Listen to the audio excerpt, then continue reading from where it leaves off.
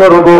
আমি যদি খেতে খামারে কাজ করি, আমি যদি কৃষক হই, আমি হাতে কাজ করি, পায়ে কাজ করি, জবান দিয়া কিছুই করি না, আমার এই জবান দিয়া বেশি বেশি করে কুল হুয়াল্লাহ শরীফ পাঠ করব।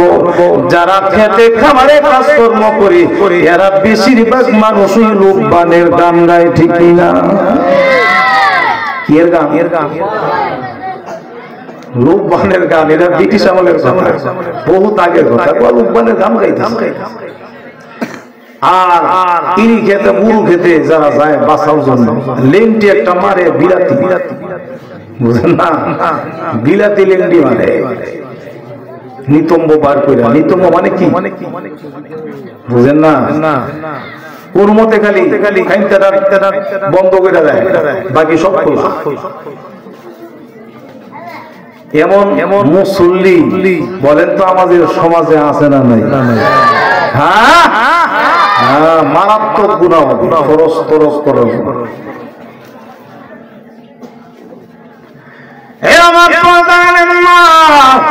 আপনাদেরকে অনুরোধ করব, আজকের মাহফিল আপনার আমার জীবনের জন্য শেষ মাহফিল হতে পারে।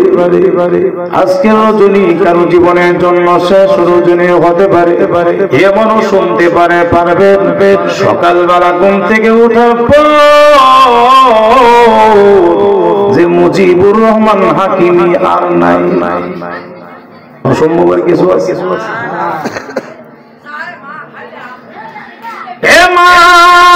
হাতে রুটি বানান, পায়ে কাজ করেন, আর এই জবান দিয়া ফাহেসা কথাবার্তা না বলে, মানুষের জীবন শেখায়ত না করে, ঝগড়াঝাটি না করে, স্বামীর সাথে খারাপ ব্যবহার না করে, এই জবানটা দিয়ে বেশি বেশি করে কুল হুয়াল্লাহ শরীফ পাঠ করতে থাকেন, ঠিক কিনা?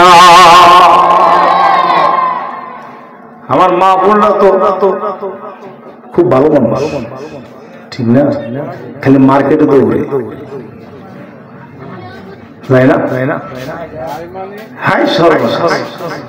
আমাদের এদিকে দুইজন মহিলা বাজারে নামিয়া কয়, পুরুষ গোল লাগিয়া বাজারটা আমাদের ফাউড়া রাখতে না।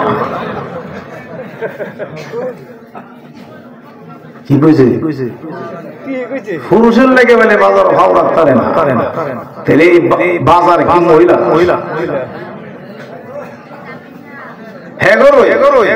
মাছ বাজারে গেলে মহিলা, ঠিক নেই? তরকারি দোকানে গেলে মহিলা, গুস্তের জায়গায় গেলে মহিলা, কাপড় চাপড় দোকানে গেলে ওইখানে মহিলা, সব জায়গায় শুধু মহিলা। কারণ হেরা যেন যাদের হেদুই অষ্টধাতু, কি ধাতু? অষ্টধাতু। যেন যাইবেন এই কারণে এরা নিজেদের সম্মান নিজেরই নষ্ট করছে। জোরে কোন ঠিক কিনা?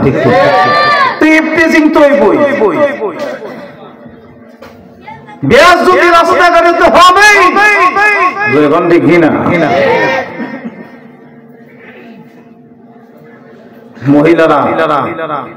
মহিলাদের কথা কি বলবো, মহিলাদের দাম আছে। মনে করেন না যে মহিলার দাম নাই, মহিলার পাওয়ার আছে। কি পাওয়ার জানেননি? একজন মহিলা যদি অলি 40 জন পুরুষ অলির থেকে দামি। সুবহানাল্লাহ কোন না? রে ওয়াজটা হেরারি ঠিক আছে, ঠিক আছে, সুবহানাল্লাহ হইতেন না? জোরে কোন না সুবহানাল্লাহ? আমার তুমি যত বড় বলি হও, তোমার স্বামী যদি অসন্তুষ্ট দেয়, তোমার ইবাদত বন্দেগী কোনো কাম নেই। জোরে কোন ঠিক কিনা? স্বামী অসন্তুষ্ট, তোমার জীবন শেষ। জান্নাতে যাওয়া তোমার জন্য কঠিন। অনেক মা বোনের আছে স্বামীরে চাকরের মতো ব্যবহার করে। চাকরের সাথে যেমন ব্যবহার করে, স্বামীর সাথে এমন ব্যবহার করে। এমন মহিলা আছে না নাই? জোরে কোন আছে না নাই? মা বোনেরা, আপনারা যদি আপনার স্বামীকে চাকর বানান, আপনি কি চাকরানি? তাহলে আপনার সম্মান কমবো না বাড়বো? আর আপনার স্বামীর যদি রাজার হালতে রাখেন, আপনি কি রানী, রাজরানী। বুঝা করে কত খারাপ ব্যবহার করে। এমন অনেক মহিলা আছে তাদের স্বামীদের উপর হাত আছে না নাই, স্বামীর গায়ে পর্যন্ত হাত তুলে, কত নম্বরের বেয়াদব যে স্বামীর শরীরে হাত তুলে স্ত্রী চিন্তা করে। তারপরে বিভিন্ন ভাবে স্বামীকে বিভিন্ন দিক দিয়া স্বামীকে বেয়াজ্জতি করে। স্বামী না পারে কিছু বলতে, না পারে শুনতে। বিচার দে কার কাছে? জোরে কোন জোরে কোন কার কাছে বিচার দে? হারা হইতেছেন নাকি? এমনই চলছে। মুসলমান যত বেশি পারবেন আল্লাহর কালাম তেলাওয়াত করবেন, আল্লাহর কালাম তেলাওয়াত করবেন। সামনে রমজান মাস আসতেছে, কুরআন নাজিলের মাস। বেশি বেশি করে কুরআনুল কারীম তেলাওয়াত করবেন। আপনি যদি কুরআন তেলাওয়াত করতে না পারেন, আপনার জন্য রাস্তা হলো আরেকটা রাস্তা কি? আপনি ওযু করবেন, গোসল করবেন, আল্লাহর কালাম হাতে নিয়ে চুমাইবেন, চোখে লাগাইবেন, কপালে লাগাইবেন, মাথায় নিয়ে চোখের পানি ছাড়বেন আর বলবেন আল্লাহ এটা তোমার কালাম, আল্লাহ পারি না তেলাওয়াত করতে পারি না, আল্লাহ তোমার কালামকে ভালোবাসি, তোমার কালামকে মহব্বত করি, তোমার কালামকে অনেক পছন্দ করি। এ মুসলমান যারা আল্লাহর কালামকে মহব্বত করবে, আল্লাহর কালামকে বুকে দিয়া চাপ দিয়া ধরে চোখের পানি ছেড়ে যদি কান্দে, কাল কঠিন হাসরের ময়দানে আমার আল্লাহ রাব্বুল আলামিন এই কুরআনুল কারীমকে যারা মুহাব্বত করলো, ভালোবাসলো, তাদের কবরগুলো আমার আল্লাহ জান্নাতের বাগান বানায়া দিবে। আরো জোরে কন্যা সুবহানাল্লাহ। এখন বলেন তো কোরআন যারা তেলাওয়াত করতে পারে না, তাদের জন্য রাস্তা কি? কোরআনকে মহব্বত করা, কোরআনকে কি করা? এমন লোক আছে সমাজে এক সপ্তাহ যায় কোরআনের সাথে সম্পর্ক নাই, এমন লোক আছে 1 মাস যায় সম্পর্ক নাই, 5 মাস যায় সম্পর্ক নাই, 1 বছর যায় সম্পর্ক নাই, সারা জীবন যায় সম্পর্ক নাই। আছে না নাই? আল্লাহর কালামের সাথে কোনো সম্পর্ক নাই, এমন বহুত লোক আছে। আর এমনও কিছু লোক আছে যে আল্লাহর কালাম কিভাবে ভঙ্গ করা যায়, ওয়াজ মাহফিল কিভাবে ভঙ্গ করা যায়, মাদ্রাসা মসজিদ কিভাবে ভঙ্গ করা যায়, কিভাবে উলামায়ে কেরাম বেয়াজ্জতি করা যায়, যারা কোরআনের আশিক কিভাবে তাদেরকে মানে কোরআনের থেকে দূরে সরানো যায়। আমার প্রাণের ভাইরা, আল্লাহর কালামের অবমাননা, আল্লাহর কালামের তেলাওয়াত কিয়ামত পর্যন্ত এই বাংলার জমিনে নয়, গোটা পৃথিবীতে আল্লাহর কালামের তেলাওয়াত চলবে। জোরে বলেন ঠিক কিনা? কোন নাস্তিক মুরতাদের বাচ্চারা যদি কুরআনুল কারীমের মাদ্রাসা, কুরআনুল কারীমের মাদ্রাসা মসজিদ যদি বন্ধ করতে চায়, ওয়াজ মাহফিল যদি কোন নাস্তিক মুরতাদ বন্ধ করতে চায়, আমরা তাওহীদি জনতা, বিশ্বনবীর আশিকরা, আমার আল্লাহ প্রেমিকরা যারা যতদিন পর্যন্ত জিন্দা থাকবে, বুকের যতক্ষণ পর্যন্ত তাজা রক্ত থাকবে, প্রয়োজনে এই কুরআনের জন্য যদি জীবন দিতে হয়, যদি শাহাদাত বরণ করতে হয়, আমি প্রস্তুত আছি। আপনারা কারা প্রস্তুত আছেন? ইনশাআল্লাহ।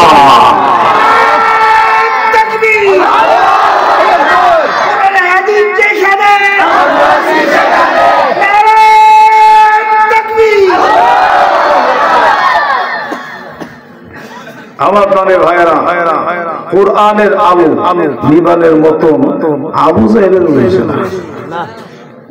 এরকম তো আবু জাহেলের চেয়ে বেশি বড় শয়তান আছে। হ্যাঁ, কোরআনের সুইচ কি আমাদের কারেন্টের মতো নাকি?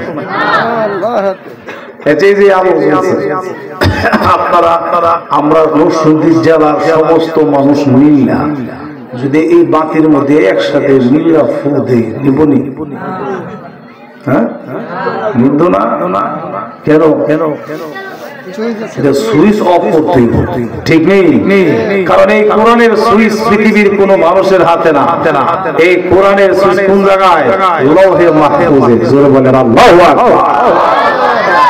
একজন হাফেজে কোরআনের সিনার ভিতরে পুরো 30 পারা কোরআন, কিন্তু একটা হাফেজে কোরআনকে যদি টুকরা টুকরা টুকরা টুকরা যদি করা হয় একটা নকটা পাওয়া যাবে না। তাহলে এই কোরআন হেফাজতকারী কে? আল্লাহ। কে?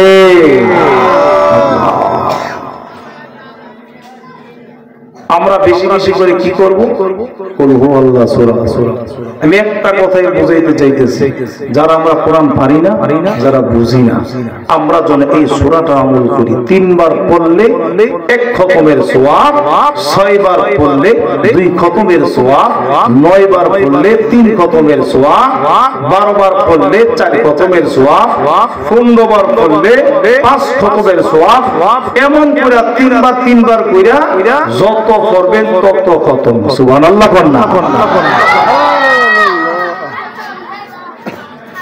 আল্লাহ নবী বিশ্বনবী রাহমাতুল লিল আলামিন সাহাবায়ে কেরামদেরকে নিয়ে একদিন বসা ওই মজলিসের মধ্যে জিবরাইল আলাইহিস সালাম ছিলেন।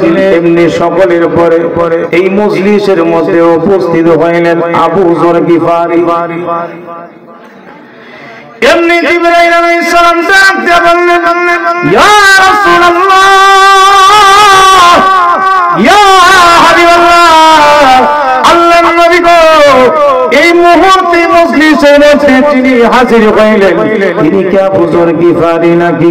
দয়ার নবী, মায়ার নবী আশ্চর্য হয়ে গেলেন এবং জিজ্ঞাসা করলেন, জিবরাইল তুমি কি করে জানতে পারলে তার নাম যে আবু যর গিফারি? সুবহানাল্লাহ। এমনি জিবরাইল ডাক দিয়ে বললেন, ইয়া রাসূলুল্লাহ, আল্লাহর নবী আবু যর গিফারিকে আমি কেন? আবু যর গিফারিকে 7 আসমানের সমস্ত ফেরেশতারা পর্যন্ত চিনে। সুবহানাল্লাহ।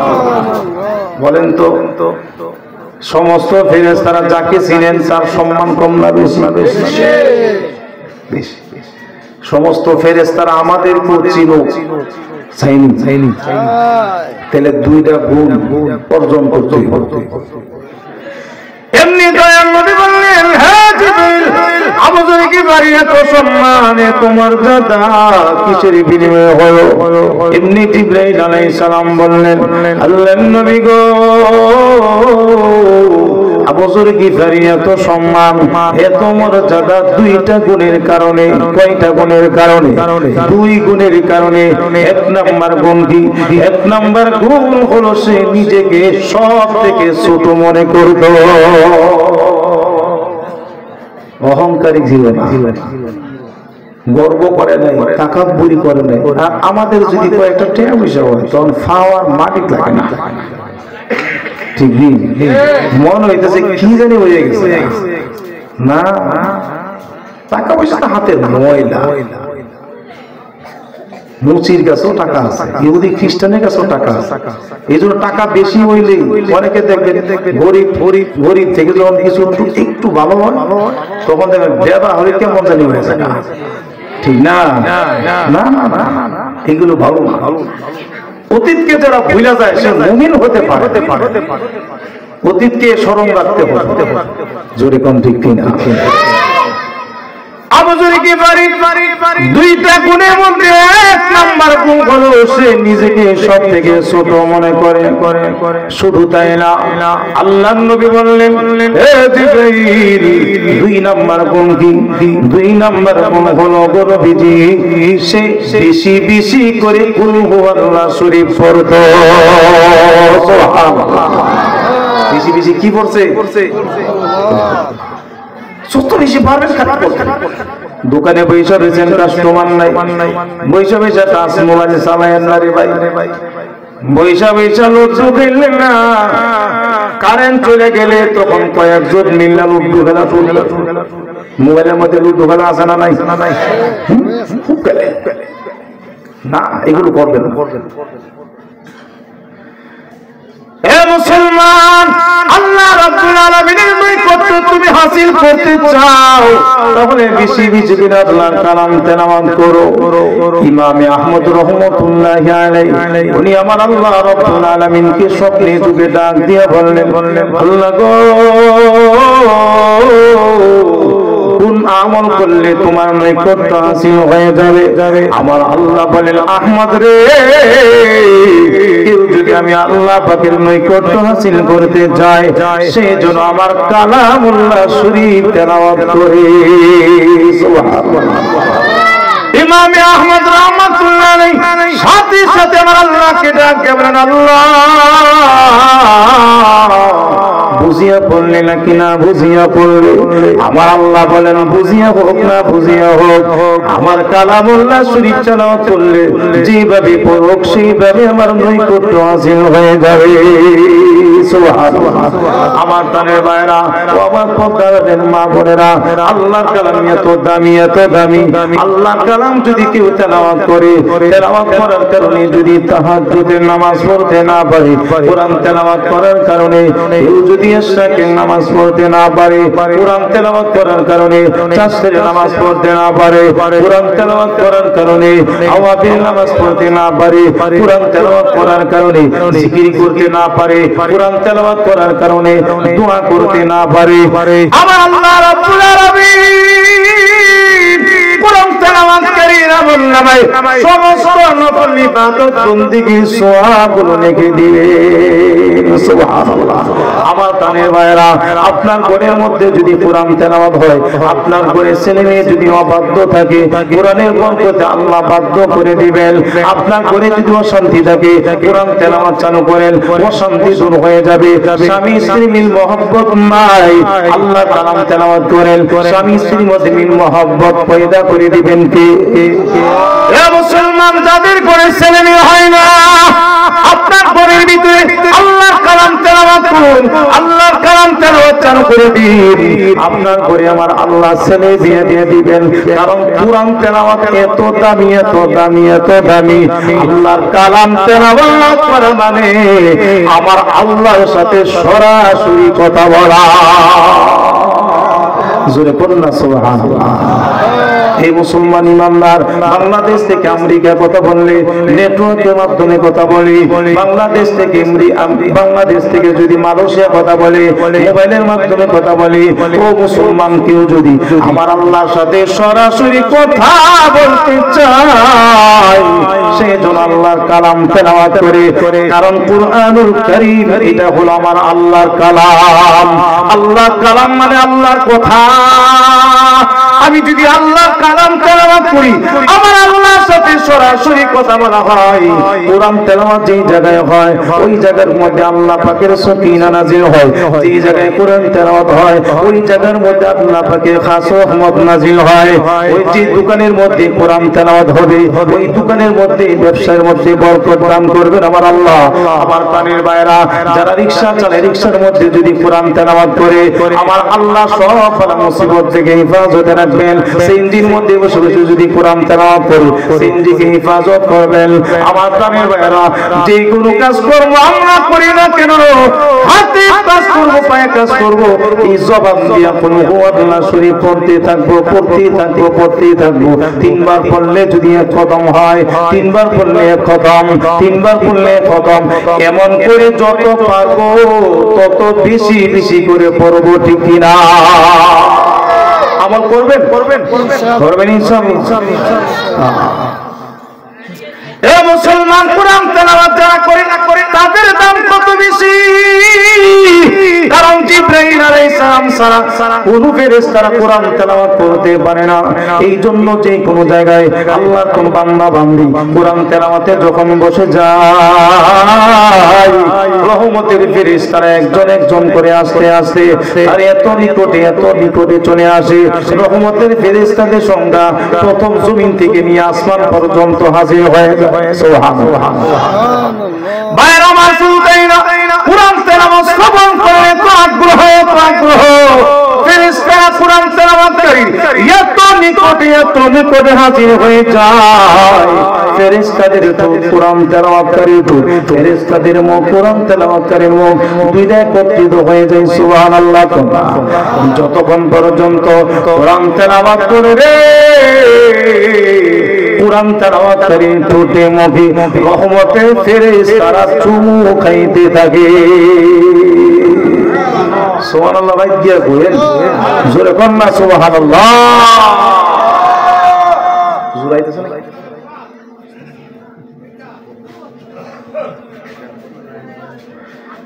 আল্লাহ।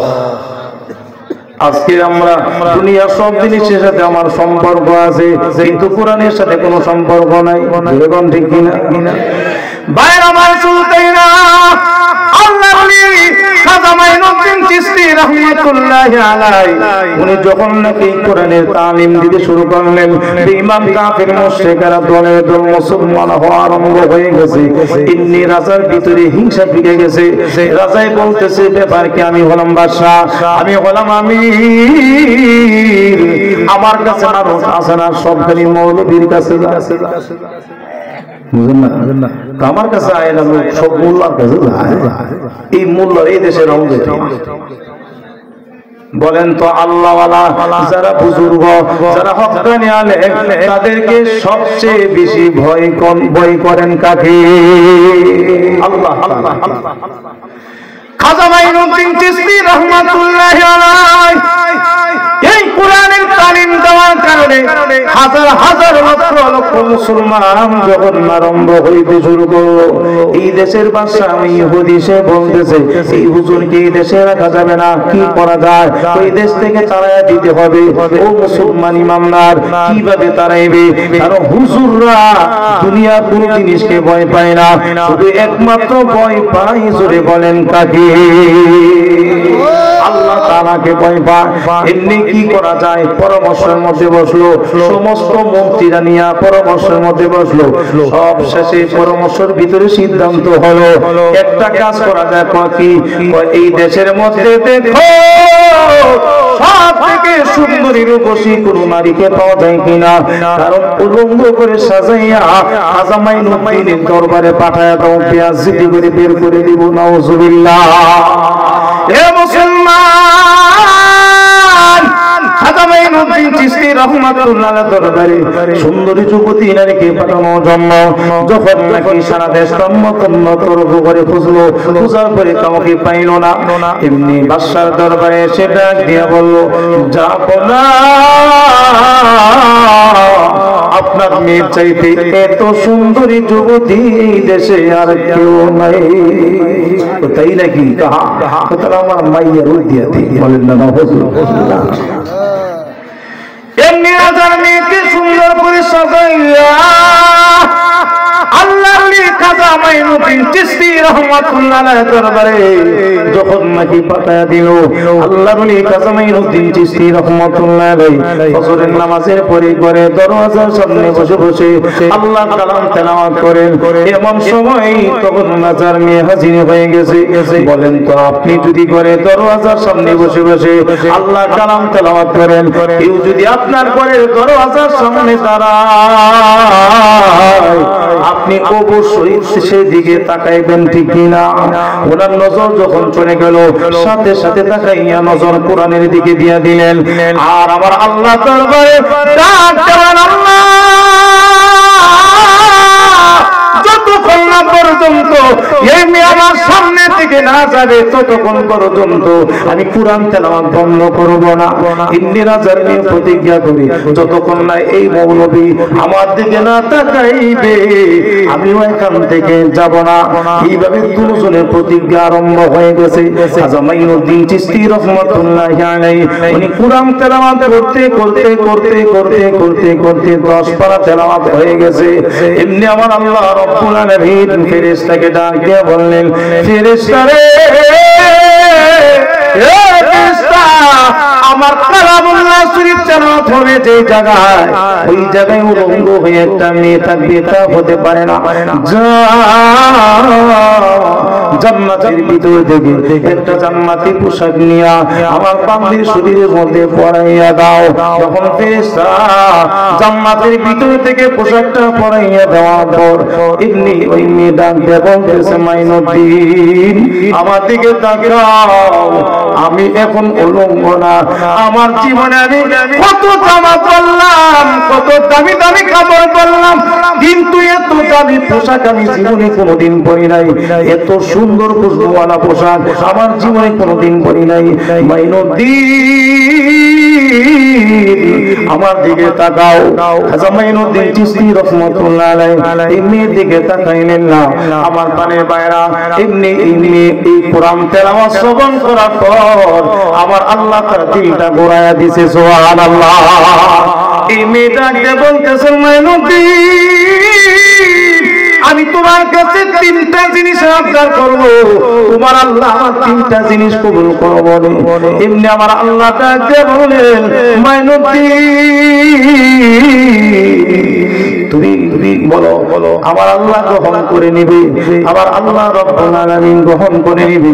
মাইনুদ্দিন বললেন, ঠিক আছে বলো তোমার কি কি আবদার। এমনি বলতেছে, মাইনুদ্দিন আমি যদি মুসলমান হই তোমার আল্লাহ আমার মুসলমানিত্ব গ্রহণ করব নি।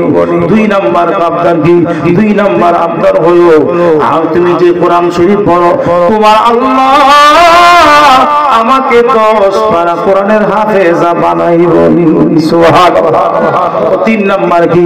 আমার জীবনে যত গুনাহ করছি সব গুনাহ আল্লাহ maaf করব কিনা। এমনি আমার আল্লাহ রব্বুল আলামিন বললেন, মাইনুদ্দিন তুমি ঘোষণা করে দাও, সে যে বলছে তো মুসলমান হইলে মুসলমানিত্ব গ্রহণ করব নি, তুমি ঘোষণা করে দাও আমি আল্লাহ গ্রহণ করে নিলাম। সুবহানাল্লাহ। সে 10 পারা কোরআনের হাফেজা হতে চেয়েছিল, আমি আল্লাহ তাকে 10 পারা কোরআনের হাফেজা না, আমি আল্লাহ তাকে 30 পারার কোরআনের হাফেজা বানায়া দিলাম। সুবহানাল্লাহ। মাইনুদ্দিন তুমি ঘোষণা করে দাও তার জীবনের শুরু থেকে নিয়ে পর্যন্ত যত গুনাহ করছে, জহিরি বাতিনি শিরিক বেদাত যত প্রকারের গুনাহ করছে, আমি আল্লাহ সব গুনাহগুলো এই মুহূর্তে ক্ষমা করে দিলাম। লা ইলাহা ইল্লাল্লাহ। আলাউদ্দিন আইএমসি মিডিয়ার সাথে থাকুন, ওয়াজ গজল ও কোরআন তেলাওয়াত শুনুন। আলাউদ্দিন আইএমসি মিডিয়া, কুরআন হাদিসের কথা বলে।